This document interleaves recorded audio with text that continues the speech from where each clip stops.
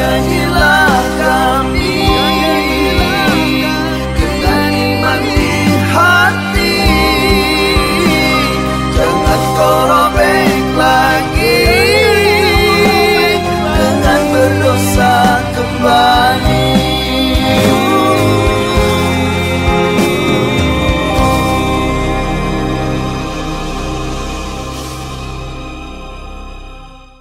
Assalamualaikum warahmatullahi wabarakatuh. Waalaikumsalam warahmatullahi wabarakatuh. Alhamdulillah nahmadu wa nasta'inu wa nastaghfir wa na'udzu billahi min sururi anfusina wa min sayyiati a'malina may yahdihillahu fala mudilla lahu wa may yudlilhu fala hadiyalah. Asyhadu an la ilaha illallah wahdahu la syarika lahu wa asyhadu anna Muhammadan abduhu wa rasuluh. Alhamdulillah, semua alhamdulillah hari ini kita bisa dipertemukan kembali oleh Allah Subhanahu wa taala. Allah telah memberikan kesempatan kepada kita meringankan langkah kaki kita dan memantapkan jiwa kita untuk melangkah di kediaman Ustadz Kimo Hayatali di studio Sisa TV bersama dengan dua dai berbagi. Saya ingin mengucapkan salam juga kepada jamaah Zoomia yang sekarang ini sudah mulai bergabung, dan juga bapak-bapak dari majelis kopi uduk yang sudah mulai ada yang menyeruput kopi rasanya. Gimana nih bapak kabarnya ya? Baik semua? Sehat alhamdulillah. Ya, hari ini kita akan mengangkat tema ini tentang kecelakaan itu musibah atau kelalaian manusia. Nah, namun sebelumnya mari sama-sama kita membacakan suratul Al-Fatihah yang kita niatkan ya untuk diri kita, untuk keluarga kita, dan juga untuk sahabat-sahabat kita barangkali yang pada hari ini yang tidak bisa hadir ataupun yang ada uzurnya ataupun sakit. Semoga Allah Subhanahu wa taala memberikan kesembuhan dan kebaikan kepada kita semua. Amin. Ala hadiniyah wa likulli niyatin sholih ala hadratin Nabi Mustafa sallallahu alaihi wasallam. Al-Fatihah. A'udzu billahi minasyaitonir rajim. Bismillahirrahmanirrahim. Alhamdulillahi rabbil alamin arrahmanir rahim. Iyyaka na'budu wa iyyaka nasta'in. Shiratal ladzina an'amta 'alaihim. Ya, tentunya masih bersama dengan kita Kimo. Assalamualaikum Kimo. Assalamualaikum warahmatullahi wabarakatuh. Sudah hampir beberapa bulan tema kita ngambil yang viral, tapi karena sebab viralnya banyak musibah, wajah kita sampai ikut serius gitu. Lihat di tayangan YouTube kita jadi ikut tua, padahal aslinya kan lebih tua. Ya maklumlah memang. Termasuk tema kita hari ini ya. Iya. Ini bicara mengenai musibah, mengenai kecelakaan itu, apakah itu merupakan kelalaian manusia atau sudah merupakan takdir begitu.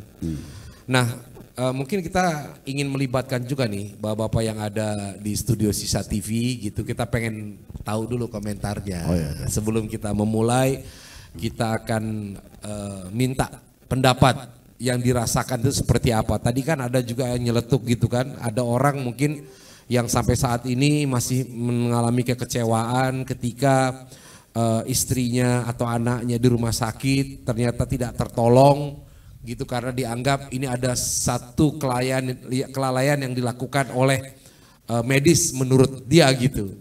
Nah, ini masih susah untuk dilupakan begitu dan masih terkenang-kenang sampai saat ini.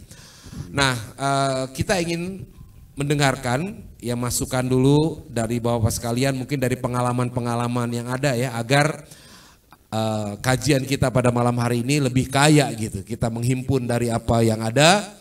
Ya baik, kami persilakan, mungkin ada yang ingin menyampaikan pendapat dulu, bukan pendapat ya, tanggapan atau kisah, silakan. Silakan Pak. Oh ya, mantap nih komandan nih. Nah,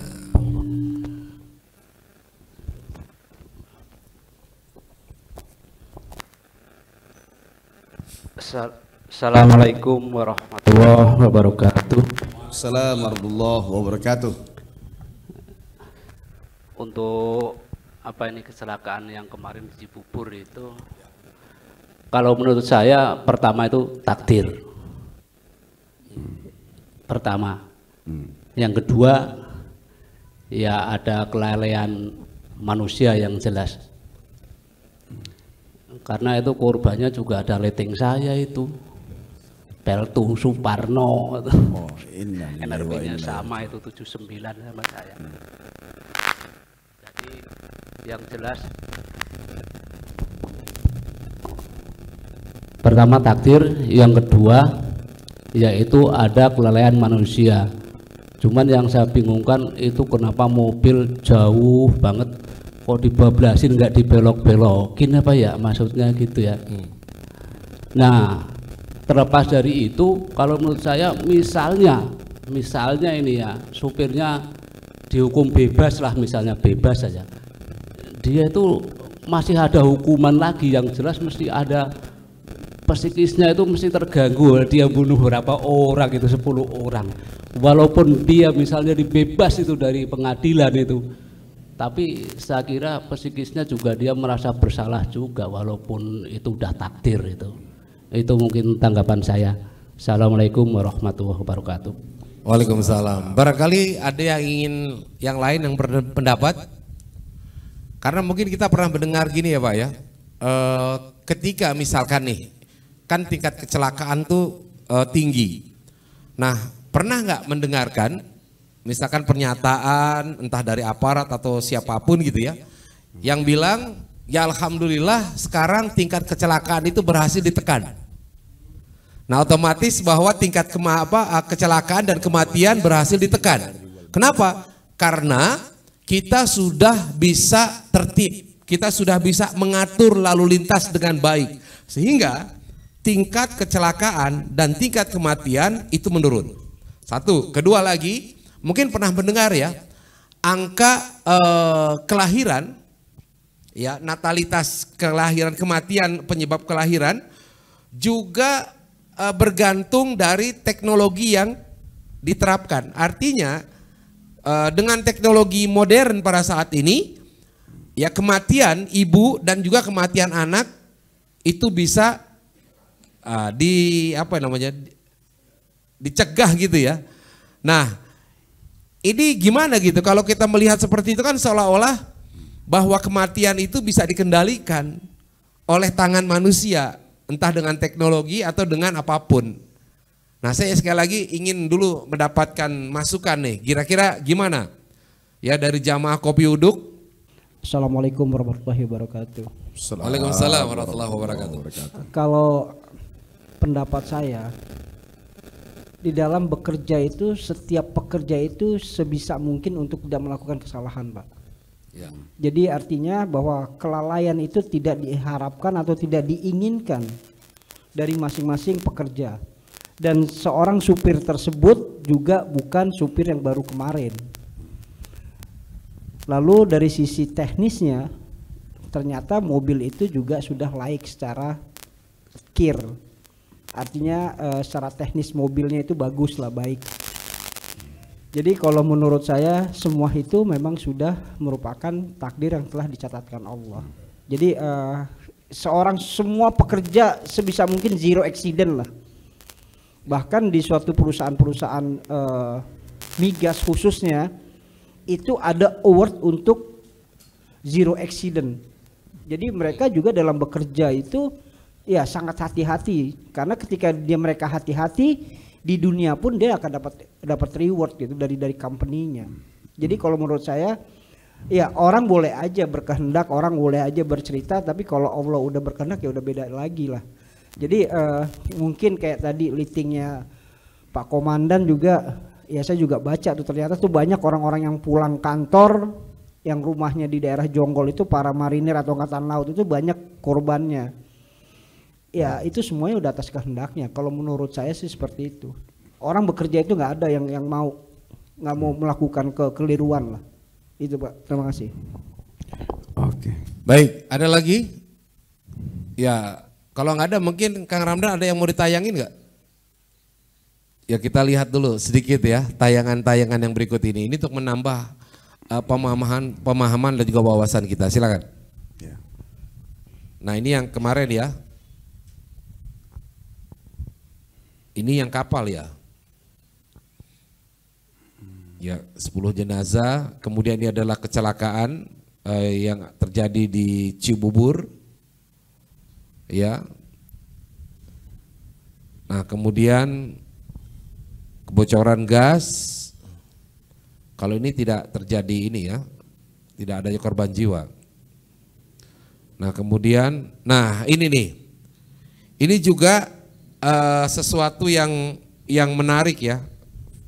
Apa yang terjadi menimpa pesawat Boeing 737 MAX Lion Air dan Ethiopia Airlines, dan bahkan ini sempat dibuat filmnya ya di Netflix itu, ada film yang di situ investigasi terhadap teknologi yang diterapkan oleh pesawat Boeing 737 MAX. Itu pesawat baru. Masalahnya sebenarnya simple, tapi akibat yang luar biasa.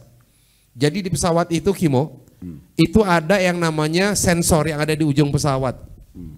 Namanya wasalah MCAS ya. Yaitu untuk melihat, jadi manuvernya pesawat itu dikendalikan di sensornya itu. Jadi begini.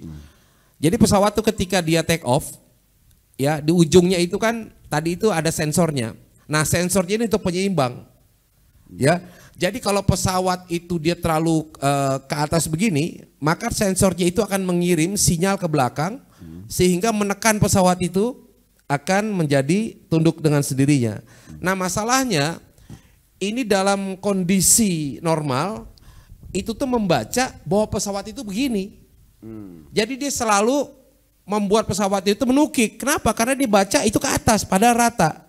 Nah, ini kemudian pertama kali disanggah oleh CEO-nya, tapi akhirnya kemudian itu setelah diteliti, diinvestigasi, memang kesalahan dari sensor tersebut. Nah, ini kan kita bicara masalah teknologi. Nah, orang sering mengatakan kalaulah orang menemukan sebuah cara, ya kan, teknologi yang canggih, maka itu bisa yang namanya menekan tingkat kematian. Nah, mungkin kita bicara mengenai aliran yang namanya Qadariyah dan Jabariyah nih, Kimo. Yang satu aliran mengatakan bahwa hal-hal yang terjadi di dunia ini yaitu karena manusia yang melakukan gitu. Ya kalau manusia ya benar, ya pasti benar. Sementara aliran yang satu lagi mengatakan bahwa semua ini sudah menjadi takdirnya.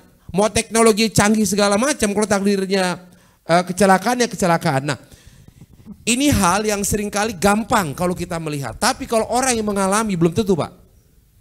Kayak ada seorang orang tua gitu melihat anaknya telat misalkan ditangani. Orang bilang bahwa ini adalah takdir. Cuman gak bisa diterima begitu aja, hatinya gak terima. Ini karena kesalahan ini. Entah kesalahan dari pihak para medisnya, atau kesalahan dari apa obat dan segala macam. Mudah untuk kita katakan, tapi belum tentu ya ketika mengalami hal yang seperti nauzubillah min zalik ya, orang bisa menerima dengan lapang dada. Nah, inilah makanya judul kita, kenapa muncul akhirnya kecelakaan, musibah atau kelalaian manusia. Nah, silakan Kimo untuk menyampaikan pembekalan kepada kita semua supaya kita lebih arif ya dalam melihat, memahami, menilai sebuah kejadian yang terjadi pada saat ini. Oke. Rabbi shrah li sadri wa yassir li amri wahlul 'uqdatam min lisani yafqahu qawli. Bismillahirrahmanirrahim. Assalamualaikum warahmatullahi wabarakatuh. Alhamdulillahilladzi khalaqal insana fi ahsani taqwim. Wassalatu wassalamu ala sayyidil mursalin sayyidina Muhammadin wa ala alihi wa sahbihi ajma'in. Amma ba'du, qala Allah ta'ala fi kitabil karim wa asdaqul qailin wa lanabluwannakum bisyai'in minal khawfi wal ju'i wa naqsim minal amwali wal anfusi wath thamarat wa basyiris sabirin. Sadaqallahul azim wa sadaqa rasuluhul habibul karim wa nahnu ala dzalika minasyahid wasyakirin walhamdulillahi rabbil alamin. Segenap bapak-bapak majelis Kopi Uduk yang insya Allah dirahmati Allah, amin. Terima kasih kepada Ustadz Guswar yang sudah memberikan waktu dan selalu memberi PR, dan ini memang sudah menjadi niat kesepakatan kita untuk berbagi sesuai dengan namanya dua dai berbagi ya. Sementara masih berbagi ilmu saja, dan ini adalah kerjaannya yang mulia, kerjaan para nabi. Mudah-mudahan kita bisa mengikuti perjuangan dimulai dari hal yang paling ringan, sederhana dan kecil. Mudah-mudahan ya dalam gelombang kondisi yang luar biasa saat ini, karena menanam di tanah yang tandus itu lebih sulit daripada menanam di tanah yang gembur dan subur. Anggaplah sekarang perjuangan menanam di tanah yang subur, karena diantaranya pengajian, ada musik ondel-ondel. Saya sudah hitung 7 kali semenjak ada Zoom ini, setiap pas mic diserahkan ke saya pasti ya soundtracknya ondel-ondel. Selalu tepat. Ini adalah entah rezeki atau musibah sesuai dengan tema hari ini. Ya, ujian terberat seorang ustadz adalah kalau pas lagi ngomong ada yang ngomong gitu. Ya. Baik.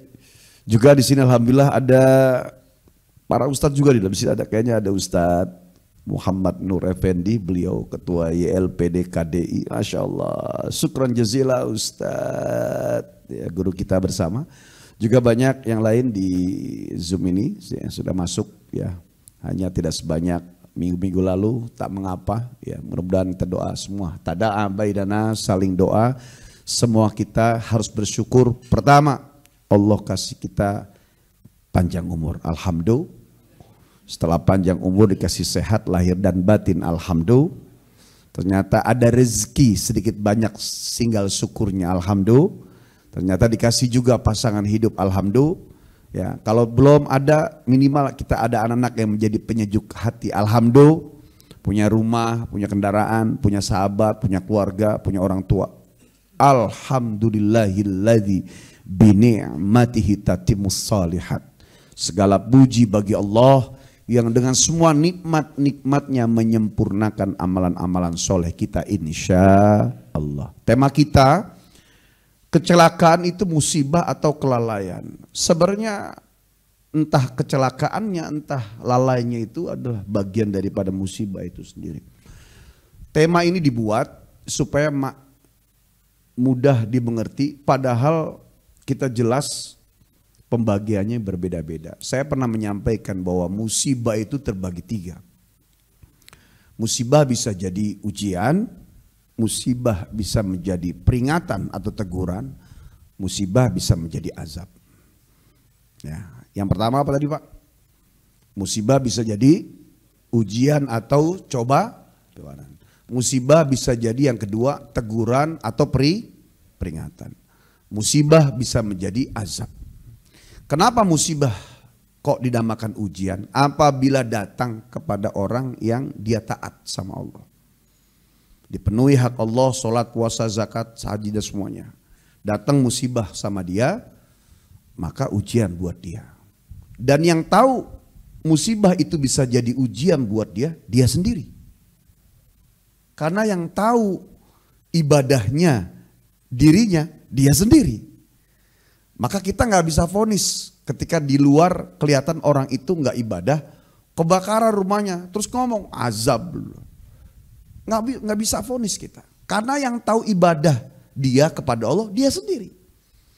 Jadi kalau kita nakar, saya perasaan sholat, saya juga baik, akhlak saya juga oke, sama orang nggak jahat, hati saya juga Allah, dengan segala kekurangan saya, kok ada juga musibah. Yakinkan itu ujian. Dalam rangka apa? Allah ingin menaikkan kualitas derajat martabat, ujungnya di muka rahmat, turunlah rezeki. Gitu. Fasenya berapa lama? Mudah, masa-masa itu ya terserah Allah. Karena doa juga ketika kita dipanjatkan kepada Allah, bukan setelah doa itu, setiap doa itu didengar oleh Allah. Terus kapan Allah ijabahnya? Tergantung dari mulai doa sampai Allah ijabah, kita bisa eksis istiqomah nggak berdoa dan menjaga itu. Jadi kita kapan sih Ustadz kok doa saya nggak dikabul-kabul? Ya bisa jadi Allah punya ketentuan, bisa jadi udah istiqomah doa, dijaga ibadahnya, Allah punya perhitungan lain. Gitu. Ya, yang kita bicarakan adalah bahwa musibah itu bisa jadi ujian apabila datang pada orang yang taat dengan segala kekurangannya sebagai manusia. Namanya insanun, nasun, insun, manusia tempatnya salah dan lupa. Al-insanu mahalu khotowa nisyan. Nah, dalam satu rumah kebanjiran, ya, ada 5 orang di rumah itu, tinggal kakak, adik, paman, bibi, kakek, nenek. Ada 5 orang misalnya. Kemudian musibah kena tuh. Apa pakaiannya, rumahnya, mobilnya. Itu musibah bagi 5 orang itu namanya beda-beda. Kalau 5 orang itu yang 2 taat, yang 2 lagi kadang taat, kadang enggak. Ya. Terus yang 1 lagi enggak pernah ibadah. Maka musibah bagi 5 orang itu namanya beda. Bagi yang 2 orang taat namanya ujian. Bagi yang kadang taat, kadang enggak, jadi teguran. Bagi yang 1 enggak pernah mau taat, itu azab. Begitu. Nah, ketika musibah itu sekitar 1, tsunami, gempa, longsor yang berkaitan dengan alam yang kita manusia tidak bisa berbuat, la haula wala quwata illa billahil aliyyil azim, maka musibah itu menjadi 3 nama tadi. Sekarang yang kedua, yang tadi Pak Andri bilang, musibah ketika berada di dalam sebuah lembaga, institusi, kemudian ormas. Terjadi juga musibah, ya. Artinya 3 nama ini berlaku kepada yang 3 tadi.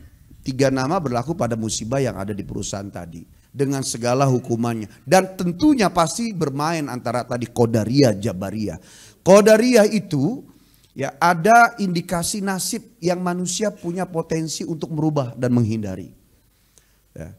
Kalau Jabariyah itu mau orang usaha kayak apa juga, kalau Allah gak berkehendak gak nyampe. Jadi sesuai dengan namanya, qadar ditentukan oleh nasibnya manusia, mau dia maksimal atau tidak. Jabar nggak ada urusan lu, kata Allah, nggak ada urusan sama lu. Aku yang menentukan. Artinya mau usaha kayak apa dipaksa sesuai dengan namanya Jabbar. Allah Maha Pemaksa. Ya, Allah yang maksa. Makanya kalau ada orang misalnya gimana caranya orang ini biar tunduk, ya, baca itu tadi ya Jabbar, dibuat dia. Jadi dibuat orang itu, ada orang dibaca ya Latif, biar lembut hatinya. Wah nggak bisa juga, ya pakai ya Jabar. Nah, nanti Allah akan buat orang itu matanya menatap kita besar gitu. Ya. Dibaca juga ya Kabir, ya Kabir. Ya, dipakai buat yang benar, jangan yang Kabir buat yang 1 doang. Ya kemana-mana, Kabir itu doang juga keseimbang kan. Ya Jabar, ya Jabar. Dibuat kita besar gitu loh. Ya Jabariyah.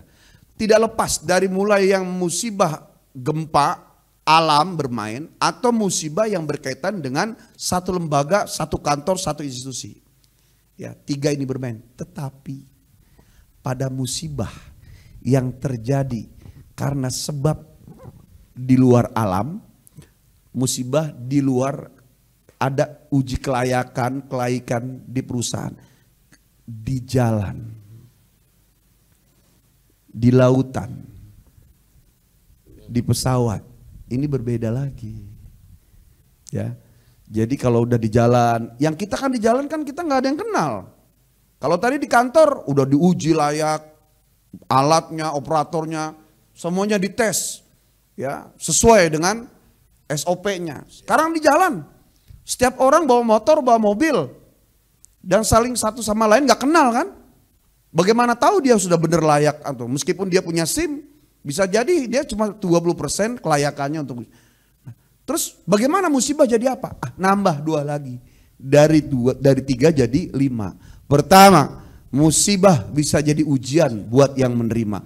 Yang kedua, musibah jadi peringatan buat yang mengalami. Yang ketiga, nih catat yang ketiga. Musibah itu menjadi kafarot, penebus dosa. Tambahan. Yang keempat, jalan pengantar menuju syahid. Kalau orang itu dia nggak punya hutang ibadah, sudah bertaubat. Karena di antara orang yang mati syahid di jalan berperang di jalannya Allah, ada orang yang tidak di jalan Allah matinya, tapi pahalanya pahala syahid. 9 orang di antaranya tadi tertimpa sesuatu. Yang kemarin yang di Cibubur ketimpa nggak tuh? Dari belakang. Wah, tertimpa benda dari atas atau dari belakang atau dari depan. Yang kedua, jatuh dari ketinggian. Ketiga, dipatok ular dalam perjalanan soleh. Kemudian tenggelam di lautan, mati karena sebab melahirkan. Itu termasuk orang yang mati dengan pahala syahid, bukan mati syahid. Beda, mati dengan pahala syahid. Tetap, apa bedanya mati syahid dengan mati pahala syahid? Mati syahid cuma 2, disolatkan, dikuburkan. Mati pahala syahid tetap 4. Ya, dia dimandikan, dikafankan, disolatkan, dikuburkan. Nah, yang kelima, yang musibah ini di perjalanan, di kecelakaan itu dengan segala, baru azab. Jadi dari 10 orang yang mati tadi, itu namanya beda-beda. Dan yang tahu musibah bagi 10 orang itu jadi ujian, apa teguran, apa penebus dosa, apa mati pahala syahid, atau jadi azab, mereka sendiri yang mati yang mengalami gitu. Kita yang menyaksikan cuma bisa 2 minimal nih kerjakan. 1, berlindung dari hal yang demikian. Yang kedua, ya kita mendoakan bahwa yang wafat itu dalam keadaan baik atau husnul khotimah. Gak bisa 10. Gue tahu tuh yang 1 itu kelakuannya azab itu. Kalau yang ini mah baik nih, kayaknya husnul khotimah. Gak ada yang tahu, Pak. Kita tetap husnuzon. Jadi yang tahu itu namanya jadi musibah, itu jadi ujian, itu adalah daripada ya dia sendiri yang dilakukan. Tetapi kalau sudah di jalanan, sebab kalau yang di perusahaan meskipun udah uji layak, uji jelek, itu aja ada kelalaian. Apalagi yang di jalanan, itu pasti karena sebab lalai mutlak manusia. Secara umum dari musibah yang terjadi dari alam, gunung meletus, tsunami, banjir, banjir bandang, longsor. Kemudian juga kelalaian karena bekerja di pabrik segala macam. Juga kecelakaan yang di perjalanan, baik itu di daratan, lautan, udara. Ya, tetap bermula dengan 1 ayat dalam surah Ar-Rum ayat 41. Bismillahirrahmanirrahim. Dhaharul fasadu fil barri wal bahr bima kasabat aydin nas. Telah nampak kerusakan, kehancuran, masalah, problematika, ujian, musibah dan segala macam namanya di dunia, baik itu di daratan, lautan, itu karena sebab ulah manusia. Sekarang kita cek dan dicek. Banyak yang ngomongin lampu merah kan? Nah, anggap lampu merah itu kelalaian. Sekarang anggap lampu merah itu ternyata memang udah sesuai dengan ya peraturannya di situ. Sekarang yang di dalam yang bebaris di situ sudah rapi belum dia? Kita cek, kita nggak bisa nyalain. Ya cuma kita cek dah. Tuh yang di belakang, kenapa bisa blong? Alasannya remnya blong kan, contoh blank. Ya, meskipun udah dicek segala macam, yang tahu orang kan bisa menghindar karena takut nanti disalahkan bahwa dia udah cek ini nggak ada masalah, remnya bener segala macam gitu. Tapi yang tahu kan dia, gitu. Yang jelas kalau sampai terjadi kecelakaan itu, ya Allah tidak akan memberikan sesuatu yang tidak baik karena Allah itu la yadlimun, tidak akan dia angkuh. Kalaupun orang ada yang mati dengan cara orang baik kok dimatikan dengan cara yang aneh, karena Allah punya ketentuan sendiri. Contohlah seperti almarhum Ustaz Jeffrey Bukhari, beliau begitu baik dengan segala kekurangan sebagai manusia. Ya, orang udah baik kok, kenapa wafatnya harus dengan tragis demikian? Orang tragis demikian aja orang banyak ngambil kuburan, tanah kuburannya, misalnya dilus-lus. Coba kalau wafatnya lagi sujud, orang makan tuh tanahnya Pak. Nah, jadi Allah punya cara sendiri. Bisa jadi yang wafat di jalanan itu, ada orang soleh baik luar biasa. Yang kalau matinya tuh dalam keadaan sedang puasa, pulang haji, mungkin ada tetangganya yang akhirnya jadi menjadikan dia sebagai figur yang berlebihan melebihi Rasulullah. Maka dimatikan dengan cara demikian. Sekarang bagi orang yang lalai, supir truk karena sebab blok apa segala macam, indikasinya adalah di samping musibah itu setiap bagi orang itu namanya beda-beda seperti yang saya jelaskan. Yang jelas kelalaian itu disebabkan oleh manusia. Jadi kecelakaan di perjalanan, di darat, udara, dimanapun kalau sudah kecelakaan karena sudah satu sama lainnya nggak kenal, berbeda dengan di perusahaan, berbeda dengan alam, ada kelalaian manusianya yang tentunya semua dengan izin Allah. La mani alima atoita wala mu'tiya lima manata. Sedunia nyuruh orang celaka, kalau Allah nggak berkehendak nggak akan celaka. Sedunia pengen orang itu baik, ya. Kalau Allah menghendaki orang itu celaka, celaka. Itulah tadi jabariyahnya tadi. Tapi ada sisi lain, ada musibah yang dari alam, ada musibah yang itu di perusahaan dengan kelayakannya sudah sesuai SOP, ada musibah yang di perjalanan darat, udara, laut, ya, kemudian lagi naik motor, sepeda kah atau apa saja, yang kalau Allah sudah berkehendak, ya, harusnya orang itu selamat, tapi karena kelalaian manusia itu terjadilah kecelakaan itu. Jadi ada indikasi dengan ayat ini bahwa semua tidak akan terjadi kalau bukan diundang oleh manusia. Hanya masanya yang berbeda. Kalau alam itu bereaksinya belakangan lama, tahunan, puluhan tahun, baru dia marah. Sehingga terjadi 10-20 tahun kemudian. Kalau di perusahaan nunggu setahun, 2 tahun, 3 tahun udah layak. Ternyata kemakan usia. Ternyata ada satu operator yang memang ternyata di luar, ya, SOP, sudah kena peringatan berapa kali lalai. Nah, tapi kalau di jalan itu kan fasenya cepat. Baru keluar motor dari gang karena lalai sebentar. Ya, harusnya mau ke kanan putar balik, ke kiri dulu, dia langsung ke kanan, hajar dari belakang gitu kan. Nah, ada kelalaian. Semakin lalainya banyak, semakin cepat terjadi musibah itu. Itu yang jelas kita yang menyaksikan, kita yang tahu, ya, menjadi hikmah bahwa semua kecelakaan itu tergantung pada tempatnya. Ini apa nih? Oh, di jalan, hati-hati. Karena kita udah rapih, baik-baik, ada orang lalai, kena juga kita. Tapi kalau alam itu, Allah bijak. Ya, satu kampung maksiat, kalau masih ada orang yang ibadah, ada kakek-kakek yang masih jalan ke masjid jam 3 pagi, ada bayi yang masih menyusui, ada binatang melata yang masih nyari makan, kemudian ada orang yang masih puasa memanggil nama Allah, ditahan itu musibah. Di perusahaan, di ormas, yang orang memang udah tahu dalam satu gedung itu sudah saling mengenal, ya, ketika ada satu kesalahan, Allah masih lihat bahwa ada orang baik dalam satu kantor itu, ditahan. Ya. Tapi kalau di jalanan itu, ya, ditahan sama Allah. Tapi kalau yang lainnya lalai, lalainya makin banyak, semakin diizinkan oleh Allah. Gitu. Jadi lebih waspada dengan musibah yang terjadi karena sebab kelalaian manusia yang fasenya begitu cepat. Meskipun juga ada di video-video di YouTube, di IG itu ada mobil yang malang begini dari kiri, kemudian tiba-tiba mobil sedan nyabet, nggak lama nyusul motor malah selamat. Pernah lihat nggak? Ya, ada orang keluar dari toko, kemudian baru keluar, tiba-tiba mobil di samping, bos, kaget dia. Ketika ajal belum sampai, ketika sudah datang itu macam-macam. Jadi kalau sudah kecelakaan, musibah yang karena sebab datangnya dijemput oleh kelalaian manusia, sebab kecelakaan itu, tambahannya 2 tadi. Sebagai kafarat, penebus dosa, atau jalan penghantar menuju mati dengan pahala syahid. Wallahu a'lam bishawab. Masya Allah.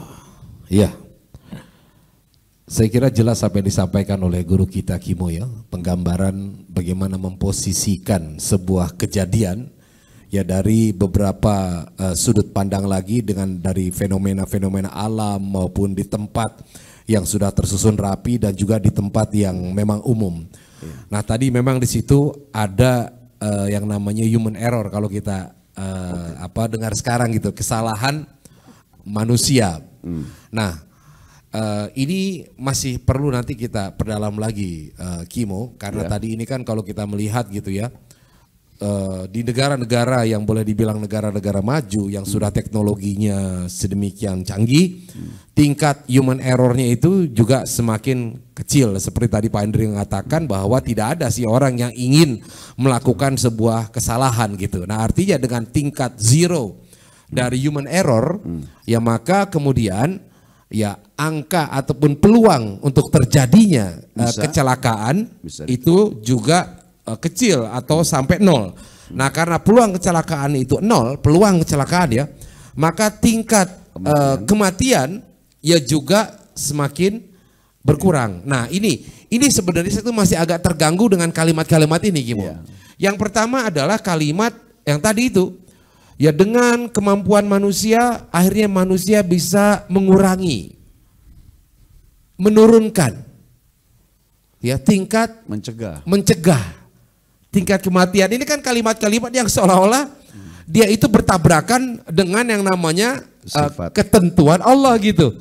Kok bisa-bisanya manusia mencegah? Kok bisa-bisanya manusia menekan? Kok bisanya manusia kemudian mengatur sesuatu yang sebenarnya ya kita melihat ini bukan di wilayah manusia. Itu yang pertama. Kemudian yang kedua, nah istilahnya sendiri ini mungkin kalau saya agak terganggu gitu ya. Ketika kita menggunakan istilah kecelakaan. Kecelakaan itu kan kata dasarnya adalah celaka sebenarnya. Sama ketika waktu dulu ada yang mengatakan bahwa almarhum Uje, ini saya dengar agak panas hati saya waktu itu. Adalah salah seorang ustadz juga. Uje itu matinya kecelakaan tuh. Berani ngomong kayak gitu. Ya matinya nggak baik itu. Lihat aja kecelakaan di jalan, di motor. Ya tubuhnya dia bilang ya begitulah ya namanya orang kecelakaan yang menggambarkan. Padahal waktu itu saya ada di sana darah saja tidak keluar. Dan saya agak sedikit emosional ketika itu kemudian diangkat dan saya mengcompare gitu. Kalau dilihat ukurannya adalah kondisi orang gitu ya dalam kecelakaan itu tadi ya misalkan sampai hancur kepala dan segala macam berantakan loh. Pamannya Rasulullah dulu ketika berperang Sayyidina Hamzah ya betapa tidak acak-acakan badannya, betul nggak Ustaz? Dibelah, diambil jantungnya itu kan lebih porak-poranda lagi. Ya, meskipun bukan dalam rangka untuk menyamakan derajat. Iya bukan dari situ, tapi artinya ketika kita melihat ukurannya adalah kerusakan dari sisi fisik. Bukan seperti itu. Nah, mungkin istilah-istilah ini perlu sedikit kita kita perhalus gitu. Karena kata kecelakaan itu kayaknya nggak enak bener. Ya kan celaka. Padahal tadi ada orang-orang di situ mungkin yang dimuliakan dengan peristiwa tabrakan, dengan peristiwa yang menyebabkan dia meninggal. Nah, jadi 2 poin itu Gimo. Makanya kenapa saya tidak langsung membahas, mungkin aja nyambung ya. Kenapa sampai sedemikian rupa diajari oleh Rasulullah pada kegiatan-kegiatan umat atau manusia ketika sudah berkaitan di luar rumah. Ada apa sih kok sampai Nabi keluar rumah sampai baca Bismillahi tawakkaltu ala Allah la haula wala quwata illa billahil aliyil azim. 1. Kenapa sih Nabi sampai ngajarin kalau mau keluar ada sholat safar gitu. Kenapa kok Nabi nggak ngajarin nih jangan-jangan kayaknya musibah nih sholat dulu barangkali kayaknya tsunami nih kayaknya kan nggak ada yang nebak ya. Tapi kalau kecelakaan itu kenapa kita nggak boleh berpikiran buruk tapi tetap Nabi menganjurkan untuk sholat sunnah safar, membaca doa karena tadi tingkat kelalaian manusia setelah kita hati-hati itu lebih potensi sering terjadi ketimbang terjadinya bencana alam atau kelalaian di perusahaan gitu loh. Dari sini sebenarnya filosofi, ada apa kita keluar rumah baca Bismillahirrahmanirrahim. Karena kalau sudah di luar rumah, jangankan di luar, di rumah bisa terjadi apalagi di luar rumah. Kok sampai diajarkan Bismillah atas nama Allah. Bismillah bersama kekuasaan Allah. Kalau sudah nama Bismi itu kita sering baca Bismillahirrahmanirrahim kalau terjemahnya dengan nama Allah. Dalam kitab tafsir Maroghi disebutkan Ismi itu memiliki 2 nama, 2 arti ya. Ismi atau ismun itu 2. Pertama sumuwu atau sumuwun. Yang kedua simatun. Sumuwu artinya derajat, martabat tinggi. Artinya tuh sumuwun. Makanya samaun, samawatun itu asal katanya ismun. Ya, samaun tinggi derajat martabat. Kemudian simatun itu artinya identitas, lambang, simbol. Jadi kalau kita baca Bismillah bersama tinggi derajat martabat, lambang, simbol. Kalau kita baca Bismillahirrahmanirrahim, Bismi artinya dengan, tapi dalam kitab tafsir Maroghi diterjemahkan bi itu artinya ma'a. Ma'a itu bersama. Ma'iyatullah, kebersamaan dengan Allah. Baru kita baca Bismillah bersama, tinggi derajat martabat, identitas, simbol, lambang. Allah. Allah itu tulisannya alif lam lam ha. Dibuang alifnya dibaca lillah Allah. Dibuang alif, dibuang lam yang pertama kita baca lahu. Artinya lillah Allah juga. Dibuang alif, dibuang dua lamnya kita baca huwallah. Jadi Allah itu hidup zatnya. Dibuang alif, dibuang dua lamnya Allah juga hidup. Ya, zatnya juga hidup, lafadznya diutak-atik tetap ujungnya Allah.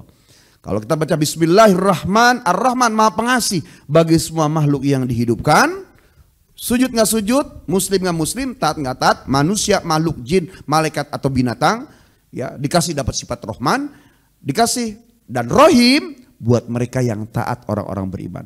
Jadi kalau kita baca Bismillahirrahmanirrahim bersama tingginya, derajatnya, martabatnya, serta simbol identitas lambang Allah yang hidup zat dan lafadznya, dibuang alifnya dibaca lillah Allah, dibuang alif dan lamnya yang pertama dibaca lahu juga Allah, dibuang alif dan dua lamnya dibaca huwallah yang maha pengasih bagi seluruh makhluknya dan maha penyayang bagi mereka yang taat beriman kepada Allah. Itu maknanya lebih dalam tuh. Makanya orang dulu Bismillahirrahmanirrahim jalan di atas air. Kita Bismillahirrahmanirrahim, ya habis ngomong begitu, aduh ada kan orangnya begitu. Jadi beda bismillahnya. Maka orang dulu bismillahnya tajam. Ditambahin tawakaltu, kuserahkan semua hidupku ala Allah, kepada Allah. La haula, tidak ada daya, wala quwata, tidak ada upaya illa billah, kecuali Allah al-ali yang maha tinggi, azim yang maha agung. Karena baru satu jengkal keluar dari rumah sudah nggak ada ketebak. Gitu. Kalau musibah kayak tsunami, yang ngerasain bukan satu, yang ngerasain banyak. Musibah tsunami, gempa, longsor, itu nunggu ada pancingan. Nih, orang taat nggak? Ternyata nggak taat, satu kampung. Ditahan sama Allah ketika masih ada yang nyusuin. Gitu.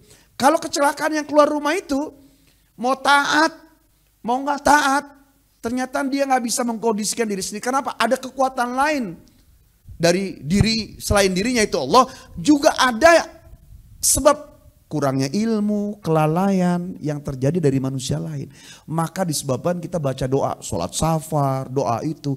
Nah, dari kalimat dan doa-doa yang sudah diajarkan kepada kita, harusnya kita sudah mengambil sebuah filosofi. Ada apa sampai diajarkan sholat safar, doa ini? Kok kita kalau mau pergi nggak diajarin, ya Allah jauhkan dari musibah tsunami, gempa, longsor. Karena itu butuh fase yang lama. Kenapa kalau keluar rumah pakai motor, pakai mobil, doanya kita banyak.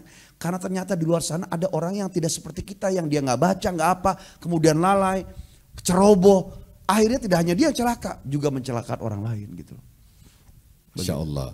Jadi sebenarnya makna filosofinya adalah secanggih apapun manusia itu membuat sebuah rencana, membuat sebuah sistem, membuat sebuah teknologi.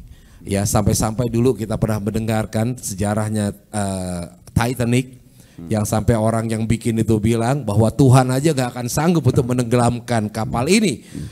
Karena dalam hitung-hitungan otak manusia memang kapal itu memiliki kemampuan yang luar biasa, ya, dan peluang untuk tadi itu, untuk tenggelamnya kecil, dan mungkin hitung-hitungannya adalah mendekati zero. Nah, tapi justru yang luar biasa dalam ajaran Islam itu, walaupun ya kita ini, ya kehidupan kita sudah teknologinya modern dan segala macam, artinya safety-nya itu sudah terjamin, tapi tetap yang namanya kebergantungan kepada Allah Subhanahu wa taala tetap harus terpenuhi, tetap ada. Nah, ini mungkin yang sungguh sangat luar biasa. Artinya agama kita, ya ini agama yang menerapkan keseimbangan antara pikiran manusia dengan hati. Kalau hanya berdasarkan pikiran, nggak mungkin nih terjadi kecelakaan, nggak mungkin nih orang meninggal, nggak mungkin sampai terjadi yang seperti ini.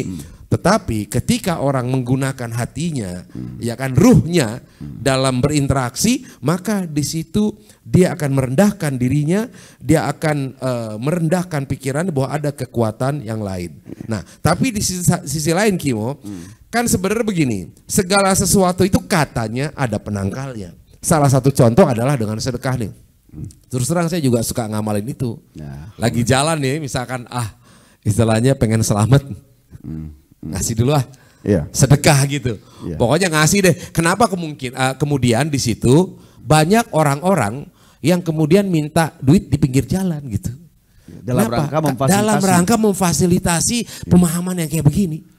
Kan nggak mungkin dia mampir dulu gitu kayak motor. Mungkin karena pemahaman itu akhirnya kan tambah banyak tuh di jalanan. Iya. Ini kalau kedengaran sama yang di jalan nih makin banyak 3 kali lipat ini. Itulah pemahaman manajemen di sisi lain dosa. kita pun berterima kasih Kimo. Dengan adanya orang yang dipikir, tapi maksud jangan deket-deket amat jaraknya gitu loh. Ya kan, itu kan jadi memudahkan orang. Dan ngomong gitu kan karena cuma 2 kali lampu merah. Ternyata pernah suatu perjalanan Ustadz Guswar ada 19 lampu merah. Iya, dia akhirnya nyepi juga nyari lewat sawah dia. Nah, jadi apakah dalam tanda petik ini sebuah cara untuk menangkal musibah? Menangkal ya, bahasa sesuai kan as-shadaqatu tadfa'ul bala.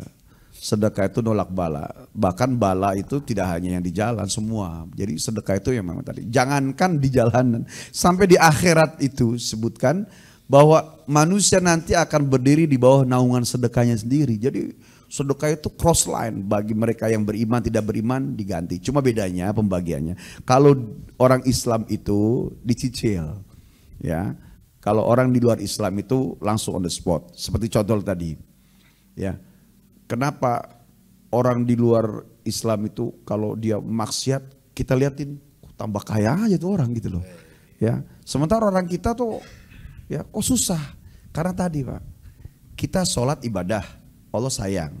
Ketika kita maksiat, ya Allah cicil tuh hukumannya supaya nanti di akhirat nggak berat. Sehingga akhirnya kita yang udah sholat, orang lihatnya itu padahal ibadah kok susah aja ya. Padahal bisa jadi susahnya kita itu bukan karena kita nggak berkah, karena Allah cicil untuk menebus dosa-dosa kita itu dengan tertahan berkah-berkah itu, ya supaya kita itu ngerem dan waspada. Sementara mereka yang luar Islam, ad-dunya jannatul kuffar. Ya wasijnul mu'min. Ad-dunya sijnul mu'minin wa jannatul kufar. Dunia ini penjaranya orang beriman dan surganya bagi mereka gitu. Jadi maka kita nggak usah iri sama orang-orang yang tidak taat. Termasuk orang Islam tidak taat itu mungkin termasuk pada orang-orang yang kufur atau ingkar ya. Jadi ada orang kita ngeliat itu orang terus maksiat mulu tuh lancar-lancar aja. Ya, mungkin dia orang Islam, tapi di hadapan Allah tidak dianggap orang Islam, sehingga dunia menjadi surga dia. Tapi buat kita yang taat, bersyukur satu sisi ketika kita beribadah sudah hebat, maksimal, ternyata kok jalannya masih susah. Satu sisi kita sedih Pak, sisi lain kita harus yakini bahwa Allah berarti menganggap saya orang Islam yang beriman, yang kalau salah sama Allah dicicil, tidak semua usahanya itu terbuka lebar, karena Allah tidak mau nanti di akhirat itu ya kita itu kalau ada kesalahan langsung dihantam dengan cara Allah membalas segala kesalahan kita di dunia gitu. Nah sementara mereka ya begitu, tuh orang luar kok udah layak, perhitungannya udah oke, yang mati sedikit, orang kita ini orang Islam. Pertama memang orang Islam banyak. Kalau tadi sebutkan kenapa di neraka itu banyak perempuan. Pertama memang karena kesalahan perempuan durhaka kepada suami. Yang kedua emang perempuan lebih banyak daripada laki-laki. Kenapa orang Islam kok banyak celaka, banyak susah ketimbang orang luar? Karena tadi jawabannya orang Islam memang banyak. Yang kelihatan di jalanan banyak orang Islam, di masjid orang Islam, di toko-toko orang Islam gitu. Ditambah lagi tadi bahwa orang Islam itu dicicil nikmatnya gitu. Supaya nanti nikmat yang sesungguhnya adalah di negeri akhirat nanti. Ya, nah ini juga perlu perhatian Pak. Jangan mentang-mentang keluar mobil ya. Katanya kan sedekah itu menghindari dari Pak Ma'arif dia udah ngasih sedekah habis itu ngebut jalannya. Ngepot pong. Nah, ini kan di satu sisi perbuatannya adalah dengan sedekah itu berupaya untuk menghindari musibah, tapi kelakuannya justru mengundang musibah. Ini apa enggak malaikat bingung? Iya, yang mana yang mau banyak, sedekahnya banyak. Kalau dianya ngepot juga ternyata amburadul, ya kematian bisa datang ke badannya gitu loh. Sedekahnya nih saya mau berangkat 10 juta, tapi ternyata dia selebor, ya celaka aja. Gitu. Terus sedekahnya kata nolak bala, mungkin nolak bala pada urusan yang lain. Ya. Itu. Yang sedekah banyak aja bisa gampang celaka, ya. Apalagi sedekahnya 1000 mau keluar. Ya, copotlah tangan, copot kaki. Yang jelas kita nggak bisa vonis kecelakaan itu. Wah ini saya tahu ini kelakuan, nggak bisa Pak. Ya, tidak di jalan, tidak di perusahaan, juga apa musibah alam, nggak ada yang bisa. Yang jelas indikasinya adalah kita harus paham bahwa sinyal-sinyal itu. Contoh, kalau ada perilaku manusia bicara kesombongan, sombong, maka Allah akan balas dengan sesuatu yang kecil. Raja Namrud sombong, ya cukup pakai lalat, masuk ke hidungnya, diacak-acak mati gitu. Ya. Di Indonesia, di dunia sekarang banyak sombong, cukup pakai COVID, corona, nggak kelihatan, makin besar sombongnya, makin kecil Allah kasih. Jadi diremehkan oleh Allah. Kau sombong, atakaburu ridai, faman takabaru faqad naza'a ridai. Sombong itu selendangku, sombong itu jubahku, sombong itu gamisku, sombong itu pakaianku. Siapa yang manusia sombong, dia mencuri selendang dariku, marah aku kepadanya. Tapi marah Allah pakai yang kecil. Tapi kalau kemaksiatan manusia itu yang berkaitan dengan syirik, disikat dengan sesuatu yang besar. Masya Allah. Tsunami di pantai itu banyak kemusyrikan. Di bawah kaki gunung, di bawah kaki bukit, di pinggiran hamparan, di bawah dekat gua-gua, dekat pohon-pohon besar. Awas tuh jangan situ tuh, nanti lu celaka. Apalagi kalau sampai nggak izin, ntar dia marah lagi. Iya. Itu omongan tuh sepertinya sepele, tapi kita ingat, asyirku salasa, syirik itu ada 3. Syirkul qauli, syirik ucapan, hatinya enggak, tapi mulutnya berucap, hati-hati. Kemudian yang kedua syirkul fi'li, perbuatan, mulutnya nggak ngomong, tapi perbuatannya mengarah kepada syirik. Jadi yang ketiga syirkul i'tiqadi, syirik keyakinan, mulutnya nggak ngomong, perbuatannya juga enggak, tapi hatinya ngomong nih, Allah nggak adil. Masa iya sih, kayaknya ini bukan Allah ini mah, insya Allah saya kok, nggak mungkin bisa terjadi kalau saya nggak begini gitu. Itu hati-hati tuh. Dan itu kita beda tipis. Makanya syirik sama iman, ikhlas dengan riya itu sangat tipis. Lebih tipis daripada kulit bawang. Ya kemarin kita ngobrol masalah ziarah sama bapak-bapak itu. Ziarah kubur. Ziarah kubur. Berapa banyak orang Islam senang ziarah. Inilah juga yang akhirnya dibenci sama kelompok saudara kita dari luar. Karena di antara kita juga ada yang salah melakukannya. Berziarah kecintaan Nabi. Dulunya dilarang, setelah kuat imannya silakan. Nahaitukum an ziyaratil qabri, dulu aku larang karena masih lemah. Sekarang fazuruha, ziarahlah. Nah, sekarang sudah lewat masanya ziarah kubur, ngelus-ngelus nisannya para sunnah, nyium-nyium kuburannya. Kemudian ya Allah Mbah, kasih berkah ya Mbah, mudah-mudahan pulang dari sini dapat berkah Mbah. Itulah yang masalah. Ya, sehingga ini ziarah kubur tiap saat sebulan sekali, tapi teguran terus datang kepadanya. Kenapa? Ya tadi, kalau sudah bicara kemusyrikan, Allah sikat dengan yang besar. Kalau kesombongan, Allah cukup kasih yang kecil. Titanic, ini kuat, sampai Tuhan pun tidak akan mampu menjelakan. Cukup digores dengan apa kerasnya salju ya. Ya, salju yang keras, kan itu kan sederhana. Harusnya kan sama badai dong, badai, kemudian sama apa? Gelombang, kemudian angin kencang, itu kan gede juga. Ini cukup jreng, kegores aja, langsung terbalik isinya. Jadi dari sini dalam satu kelompok komplek ini banyak nggak orang maksiat, tapi ada nggak yang masih ibadah? Masih lama itu. Kita bersyukur makanya kalau kita masih maksiat tuh ada orang yang masih ibadah. Tapi juga bukan, tenang masih ada yang masjid, masih ada yang sholat kok. Kita maksiat jalan terus saja gitu. Enggak begitu. Makanya ini sebenarnya nasihat juga ya untuk para koruptor ya segala macam. Ya di kantornya disiapkanlah orang-orang alim gitu. Iya, jadi sebagai, begitu kan? Iya, tukang cuci sabun gitu. Jadi biar untuk menjaga jangan sampai mereka nggak pakai begitu. Kalau pakai itu mereka risih. Kenapa? Ketahuan. Mereka jadi, tetap jahat semua. Setelah mendapatkan hasil disedekah dia. Ke ustadz gitu. Iya. Masya Allah. Ada nggak begitu? Ya itu waktu dulu ada yang bilang berapa miliar itu kemana waktu itu. Nih satu lagi Kimo. Okay. Ini maaf ya terus terang. Waktu kejadian kayak tsunami itu ya masyarakat di Aceh agak sedikit marah sebenarnya. Ketika orang bilang bahwa di sana itu banyak kemaksiatan, maka dihancurkan. Kita tahu Aceh adalah Serambi Mekah dan banyak juga orang-orang yang soleh. Nah ketika dianggap seperti itu, harusnya katanya yang terjadi itu, ya mungkin di mana Pak? Di Amerika itu? Las Vegas atau mana? Las Vegas duluan. Atau di Malaysia di Genting Island misalkan. Kalau Indonesia di mana ya? Di Jakarta. Nah, di situ misalkan ya. Nggak mau ngomong dah. Jangan suka menyudutkan dong. Nah, kalaulah seandainya Allah itu menurunkan azab dalam konteks dalam bahasanya adalah azab tadi. Ya berdasarkan populasi ya ketidaksolehan orang, kemaksiatan, ya harusnya yang kena jangan di situ. Nah, di satu sisi ada sedikit apa ya, perasaan yang tidak bisa menerima loh ketika di situ dituduh. Ya, ini sudah ada banyak makanya kemaksiatan. apapun tempatnya kita nggak ngomongin tempat. Ya kalaupun bahas tempat saya punya jawabannya. Kita diajarkan tadi kalau terjadi musibah di depan mata, dua itu tadi. Ya Allah, jangan sampai ya Allah satu kan, berlindung ya. Yang kedua, kita mendoakan yang terkena. Sampai pun ternyata yang kena itu pelaku dosa yang mungkin di mata kita setiap hari ya dosa aja. Tetap aja Pak.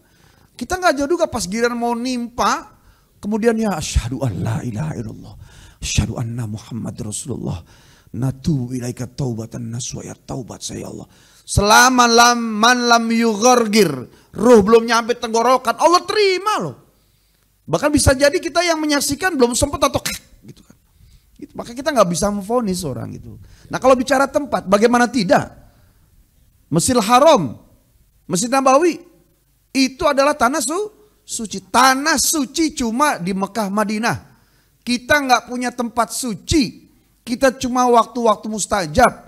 Di Mekah Madinah tempatnya suci, waktunya suci, terjadi juga kren jatuh, kemudian juga kemarin yang banjir segala macam, terjadi aja. Ya Allah ala kulli syai'in qadir, Allah maha mampu, Allah berkehendak. Jadi bukan itu yang diinginkan oleh Allah, judul daripada musibah.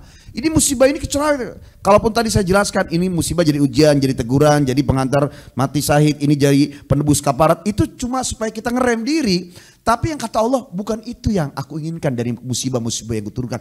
Yang aku inginkan setelah ini semua terjadi, hikmah apa yang kau ambil setelah itu? Itu sebenarnya. Iya. Karena banyak orang yang menjadi fitnah gara-gara kecelakaan itu. Makanya lo jangan kayak dia. Itu berarti namanya nggak ngambil hikmah. Ya, harusnya, ya Allah kenapa ya? Kok bisa terjadi? Ini kalau terjadi pada saya bagaimana? Itu. Ya. Jadi bukan lu sih sama dia, nggak begitu. Ya, meskipun kita candaan suka begitu, makanya jangan suka sama dia, itu biasa. Yang penting jangan masuk dalam hati. Yang kedua jangan keseringan, karena jadi ajaran, ya, jadi kebutuhan kita untuk selalu melemparkan setiap masalah musibah selalu dengan kalimat demikian. Makanya hikmah pertama tadi mendoakan yang terkena musibah. Yang kedua kita berlindung. Satu lagi mengambil hikmah tadi. Ada apa musibah ini? Oh, saya paham. Jadi mungkin ada benarnya ya. Kola ebit GAD gitu kan. Mungkin Tuhan mulai bosan melihat tingkah kita yang selalu salah dan bangga dengan dosa-dosa. Nyanyi dong Pak. Atau alam mulai enggan bersahabat dengan kita. Coba kita bertanya pada rumput yang bergoyang. Coba. Ini lebih sahdu lagi karena lapar ini. Rumput bergoyang itu apa? Tadi kalimat lagu Edit GAD itu dari akhir, dari mulai di bawah sampai di ujung kita semua paham ya. Kenapa harus rumput yang bergoyang? Itu menginikan orang yang berzikir. Jadi karena orang yang ahli zikir itu diumpamakan fas'alu ahla dzikri, tanya orang alim maksudnya. Ada apa dengan demikian? Kan di Islami juga tuh. Religius juga.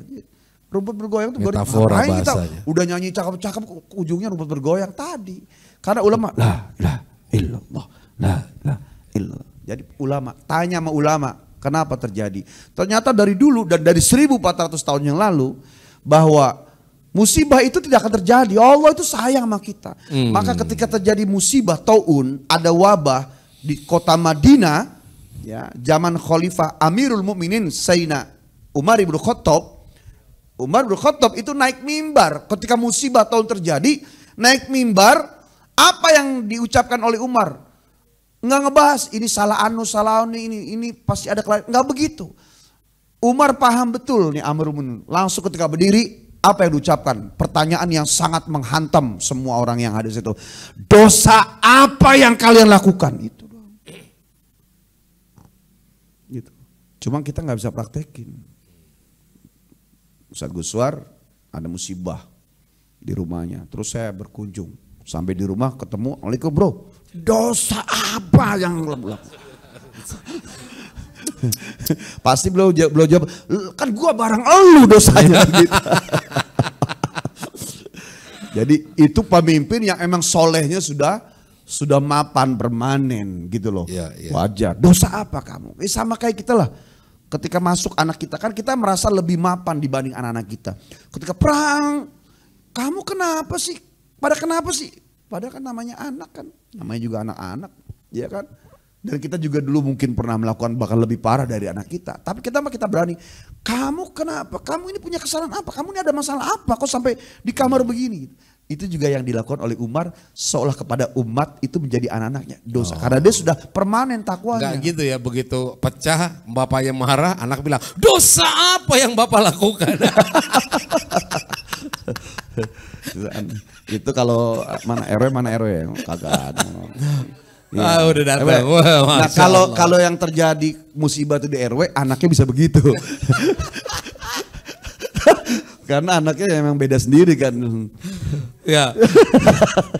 Terus satu lagi ini kasih judul dulu sama RW? Jama Zoom karena RW kita ini beda ya. Memang RW ini luar biasa loh, dia hatinya lembut, tidak pernah tersinggung oleh sesuatu hal. Oh ya Pak RW ya? Iya, dia sering kali dicengin. Jangan kata sama kita orang sama anak aja friendly aja. Iya luar biasa. Masuk surga duluan RW. Masya Ya, Allah. RW masuk surga duluan. Syarat masuk surga mati. Dibully lagi.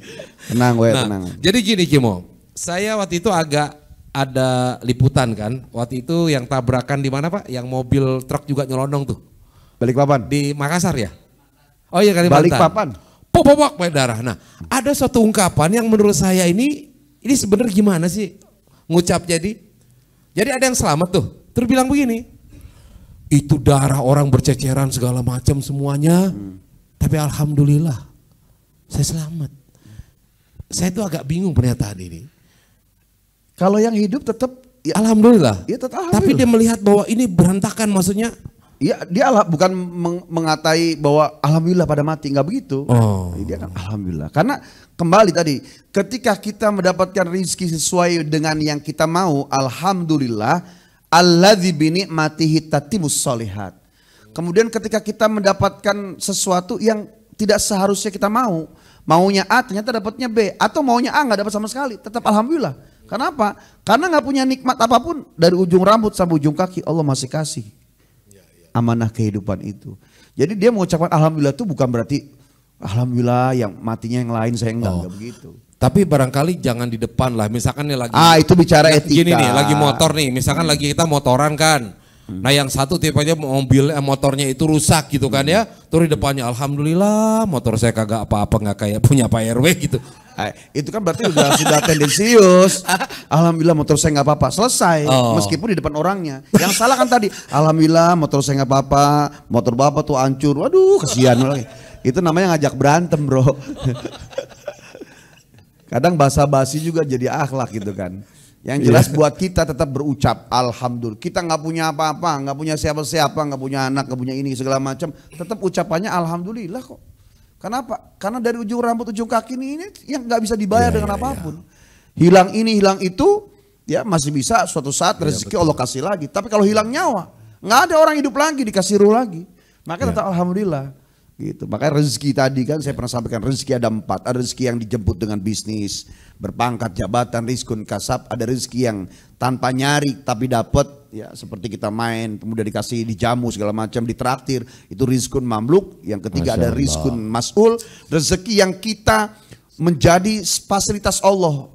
Nyawa kita dari ujung rambut sampai ujung kaki, mata dengan penglihatan, telinga dengan pendengaran, mulut, tangan, kaki dengan fusi-fusi, itu rezeki besar. Ada lagi rezeki yang sangat lebih besar dari 3 tadi, rizkun mau'ud, rezeki yang diturunkan oleh Allah karena sebab janji kita kepada Allah. Masya Allah. Makanya kalau lagi susah banyak janji nggak apa-apa, tapi ditaati. Ya Allah saya kalau ini, insya Allah saya anu. Itu besar Pak. Makanya janji kepada manusia namanya wa'ad, janji kepada Allah namanya nazar gitu. Makanya kalau lagi apa miskin bahagia, kaya kayaknya pun bahagia. Susah bahagia, senang bahagia. Nah, kalau yang tadi barusan, kalau sekarang kita nyanyi, misalnya di ujung nyanyi nih, ya kan? Kan pasti tuh judulnya tabrakan sama judul, sama kayak tadi orang alhamdulillah saya mah hidup bapak mati, itu kayak begitu tadi. Jadi kurang pas ya. Iya, kalau sekarang nyanyi kan sedih. Kenapa? Itu saya memberikan contoh yang salah Pak. Gak kadangkala memang contoh yang salah itu membuat kita tahu mana yang benar. Oh iya, kita harus terima kasih juga ya. Yang jelas setiap orang itu menjadi hikmah buat lain. Dan dari semua hikmah-hikmah, baik itu hikmah acara seremonial, Isra Mi'raj, Maulid, Walimatus Safar, Walimatul Khitan, acara-acara yang kita buat seremonial, atau dari hikmah-hikmah, musibah, bencana alam, musibah di tempat yang sudah disetting luar biasa, musibah di perjalanan, atau musibah ya daripada ujian-ujian kecelakaan atau kelalaian, apa saja. Entah itu dari orang sebelah, dari anak, dari siapa saja, dari benda apa saja, semuanya ada hikmah. Ja'alallahu likulli syai'in hikmat. Dan Allah menjadikan segala sesuatu itu hikmah dari hal kecil sampai besar. Dan hikmah yang paling tertinggi adalah hikmah. Itu semakin membuat kita takut kepada Allah. Masya Allah. Wa hikmatul ula bitaqwallah. Hikmah tertinggi membuat kita semakin bertakwa dan takut kepada Allah. Makanya ini baru-baru ini juga nih ya viral, saya juga kaget ya ketika ada viral seorang wanita katanya joget TikTok ketika suaminya lagi sekarat gitu.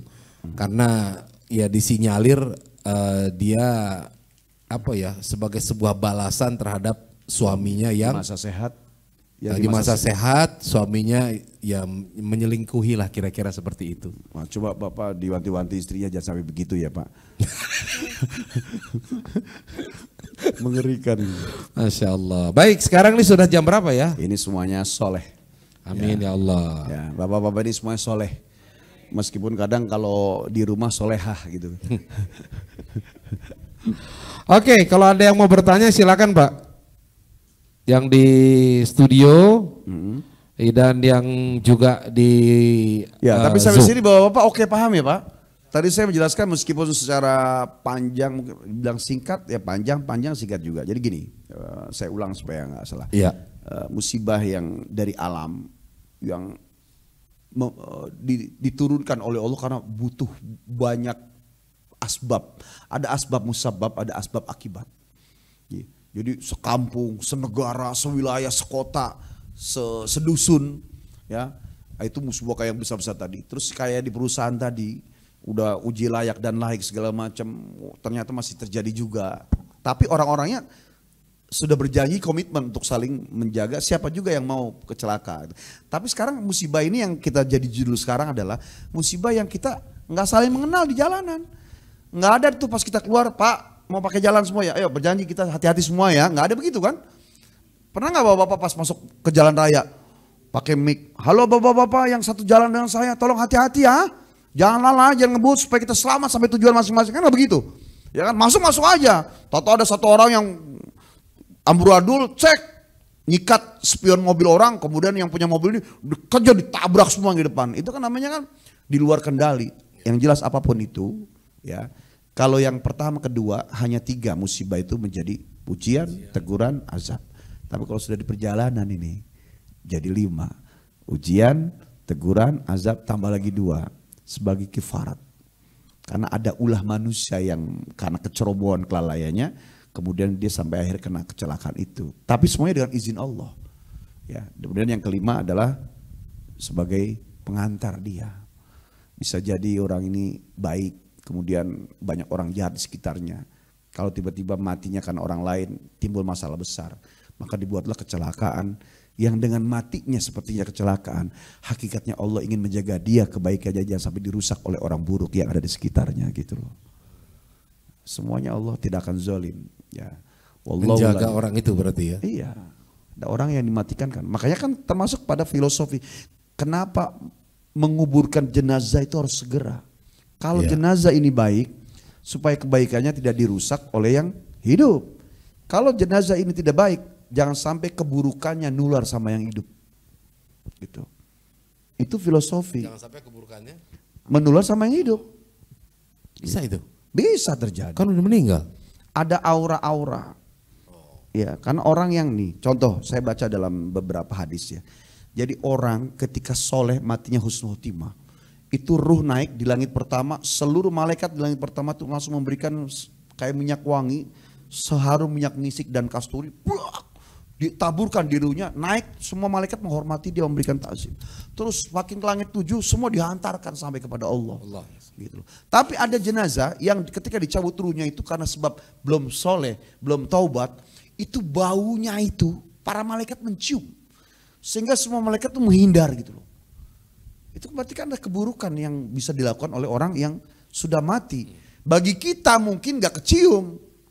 Karena dimandikan dengan wewangian segala macam. Tapi batin mental itu tercium oleh malaikat. Sehingga akhirnya innal malaikata tu'aminu ala ma taqulun. Seluruh malaikat di langit itu mengaminkan apa yang diucapkan oleh manusia. Ketika buruk ucapannya amin terjadi, ketika baik amin juga diaminkan gitu. Nah, keburukan manusia yang sudah mati itu mempengaruhi jangankan kepada manusia yang di dalam dunia di sekitarnya, sampai malaikat juga mereka berespons atau bereaksi gitu. Masya Allah. Makanya ajilu bis sholati qoblal foto ajilu bit taubati qoblal maut juga termasuk menyegerakan. Ada beberapa yang disegerakan, menikahkan anak ketika sudah balik, ya, mengkhitankan, kemudian melaksanakan sholat, taubat, termasuk diantaranya menguburkan jenazah. Insya Allah. Jadi yang belum menikah di sini segera Pak, ya kan? Kenapa jadi judulnya buat satu orang? Ada berapa orang sih? Banyak ding. Aduh, Masya Allah. Baik, ya waktu kita nih sudah hampir jam 9:30. Ada yang mau ditanyain di majelis kopi uduk silakan, atau yang di Zoom. Jadi kelalaiannya bisa terjadi dimanapun. Yang diingat oleh Allah adalah sebelum kita mengalami itu, fase itu, kita ingat enggak? Ada ma'iyatullah, membersamakan Allah tidak. Makanya sunnahnya tadi bismillahirrahmanirrahim, la haula wala quwata illa billahil ali azim. Sebelumnya sholat safar, kemudian baca doa bismillahirrahmanirrahim wa mursaha. Ya, doa, kemudian baca Fatihah. Ya Allah, jaga aku, pelihara aku, kitanya. Kemudian istrinya, kemudian anaknya. Ya Allah, ayahku sedang keluar. Ya Allah, suamiku sedang keluar, menjemput anugerah sebagai jihad, sebagai suami dalam memimpin rumah tanggaku. Ya Allah, lindungi dia, ini dia, jaga dia, kan gitu. Karena tadi, kenapa sampai sedemikian rupa orang keluar rumah diajarin doa? Karena tadi sebenarnya kecelakaan yang di luar musibah besar, di luar yang perusahaan yang sudah sama-sama kenal, yang ditakutkan adalah kelalaian, ya, kecerobohan dari manusia-manusia yang gak kenal, yang di depan mata yang kita seliuran itu tadi. Dan kita itu kan bisa jadi orang lain adalah aman, kita yang gak aman. Waktu belum ada orang biasa aja pelan-pelan. Ketika ternyata ada orang ikut terpacu.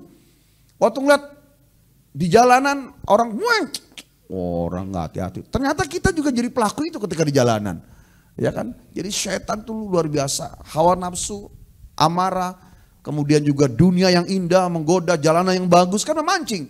Pelan-pelan aja lah, udah ikutin aja tuh, ya, grup majelis kopi uduk 40 km per jam itu selamat. Ya waktunya celaka aja. Ya, kenapa? Karena tadi satu dengan lain tidak ada komitmen. Nah, maka dengan ngumpul ngaji begini berbeda Pak. Contoh, majelis kopi uduk pas mau jalan ke Cibatok misalnya, bapak-bapak yuk sebelum berangkat, nggak tahu tuh kemarin begitu apa kagak, Ya, bismillahirrahmanirrahim. Ya, assalamualaikum warahmatullahi wabarakatuh. Bapak-bapak, kita insya Allah bentar lagi berangkat. Ya, sudah dipasang stiker, ya ingin perjalanan meskipun cuma 89 kilo dari Bekayon menuju Cibatok, tempat kemarin 89, makanya ada yang Jeko Jama Kosora, ya lebih dari 89 kilo. Yuk kita baca doa karena kita di perjalanan tidak tahu apa yang terjadi. Kita bismillahirrahmanirrahim. Allahumma hawwin alaina safarun hada wa atwi anna bu'dahu. Allahumma antas sahibu fis safar wal khalifatu fil ard. Bismillahirrahmanirrahim wa mursalat. Al-Fatihah. Sudah selesai. Amin. Yuk bismillah, yuk jalan. Itu sunnah Pak. Gitu. Kemarin gitu kagak ya? Nah, iya. Berarti dengan hikmah di dalam hatinya masing-masing sudah otomatis. Itulah berarti kalau jalan berdoa. Besok emang kudu bareng saya itu. Kemarin memang serabutan karena hujan. Ini sama juga kepada peserta Zoom karena kemarin jamaah Majelis Kopi Uduk sebagian dan selebihnya lagi dari luar mengadakan perjalanan rihlah. Ya rihlah dalam rangka ngaji di Cibatok, ya di atas tuh bukit dengan kaki Gunung Salak. Alhamdulillah perjalanan dari Sabtu sampai Minggu dan pengajian luar biasa mereka. Dikira saya mau happy aja, ternyata ngaji Pak dari habis maghrib ya sampai tengah malam. Ada game juga yang berkaitan dengan alhamdulillah nih semua nih kembali ke kanak-kanak ya. Happy semuanya, ketawa, dan itu pastinya dalam rangka mensyukuri nikmat Allah. Andai kemarin Ustadz Guswar hadir ya. Iya, saya kemana ya? Oh iya, Jogja, betul. Memang di dalam diri manusia itu walaupun sudah tua itu memang ada sifat kekanak-kanakan Pak. Jadi tolong sifat ini disyukuri, ya jangan ditolak. Pada suatu saat mungkin perlu dimunculkan ketika berkumpul dengan teman-teman. Karena sifat kekanak-kanakan itulah yang membuat kita ini selalu tampil ceria, bahagia. Walaupun di rumah tertekan Pak, tapi di luar keceriaan itu bisa dimunculkan bersama dengan teman-teman. Ya, yang seumuran yang memiliki sifat kekanak-kanakan. Jadilah kanak-kanak karena kanak-kanak itu adalah sesuatu yang menyenangkan. Yang menyedihkan adalah sifatnya makin bertambah kanak-kanakan sejak kumpul gini. Kok kenapa mukanya makin tambah tua, itu doang sih misalnya. Mudah-mudahan wajah boleh berubah, tapi jiwa, mental, hati inilah yang dilihat oleh Allah. Innallaha la yanzuru ila ajsamikum wala ila suwarikum walakin yanzuru ila qulubikum. Allah nggak ngelihat bentuk, Allah nggak ngelihat juga kulit, warna, tapi Allah lihat hati. Alhamdulillah dengan Majelis Kopi Uduk dan Zoom Shisha TV dua dai berbagi ini, mudah-mudahan saya merasa insya Allah rezekinya bertambah lah. Amin. Ya baik. Kayaknya kita akan menutup. Kalau saya hanya ingin memberikan suatu aja hal yang sebagai apa ya, mungkin sedikit lah benang merah. Ya kita sempurnakan niat. Hidayah hilang nggak apa-apa lah. Oh hidayah lah ya. Sempurnakan niat. Bulatkan niat dan sempurnakan ikhtiar. Saya senang waktu jalan sama Iwan ya Pak ya. Keluar tuh sama Kimo waktu ke Jogja kita. Itu waktu itu di stopan di apa namanya? Stopan ya. Ya Iwan panggil dulu Iwan. Itu bannya dikempesin semua Pak. Saya bilang kenapa Wan?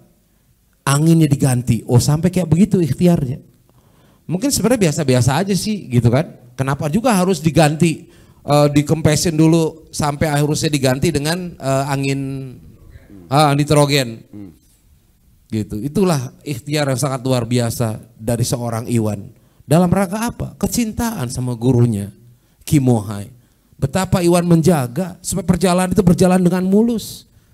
Ya kan di jalan nyaman, membuat kami jadi tidur nyaman. Padahal nggak diganti nitrogen juga emang itu bukan penyakit, emang kutukan itu. Oh gitu ya. Baik, mari sama-sama kita tutup pengajian kita ini di Shisha TV dua dair berbagi dengan doa penutup majelis. Subhanakallahumma wa bihamdika asyhadu an la ilaha illa anta astaghfiruka wa atubu ilaik. Mohon maaf bila ada hal-hal yang kurang berkenan. Mudah-mudahan Allah mempertemukan kembali kita minggu depan. Terima kasih kepada jamaah Zoomiyah yang telah mengikuti dari awal sampai akhir. Demikian juga terima kasih kepada seluruh jamaah Kopi Uduk. Ya semoga kita tetap bisa istiqomah untuk hadir di Shisha TV ini. Wallahul muwaffiq ila aqwamit thariq wa billahi taufiq wal hidayah. Assalamualaikum warahmatullahi wabarakatuh.